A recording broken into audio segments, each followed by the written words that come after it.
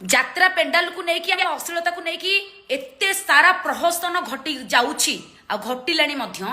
আজ্ঞা আপন মানে বি দেখন্তু ভাল ভাবে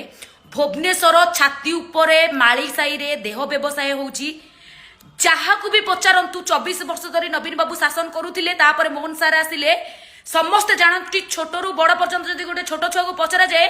ଯେ ଭୁବନେଶ୍ୱର ମାର୍କେଟ ଉପରେ କ'ଣ ଚାଲିଛି ବୋଲିକି ମାଳିସାରେ ସେ ନିଜେ କହିବ ଦେହ ବ୍ୟବସାୟ ଚାଲିଛି କିନ୍ତୁ ସମସ୍ତେ ଜାଣି ଶୁଣିକି ବି ଚୁପ୍ ରହିଛନ୍ତି କିନ୍ତୁ ଯାତ୍ରାରେ ଆମେ ତ ସେମିତି କିଛି କରୁନୁ ଆମେ ତ ଯାତ୍ରା ମଞ୍ଚ ଉପରେ ଦେହ ବ୍ୟବସାୟ କରୁନଥିଲୁ ଆଜ୍ଞା ଆମେ 100% ସେମାନେ 100% ଦେଖେଇଲେ ଆମେ 20% ଯାତ୍ରାରେ ଅଶ୍ଳୀଳ ନାଚିଥିଲୁ ଆଜ୍ଞା କିନ୍ତୁ ସେ ଯାତ୍ରା ପେଣ୍ଡାଲ ଉପରେ ଆମେ ଦେହ ବ୍ୟବସାୟ କରୁନଥିଲୁ ଆଜ୍ଞା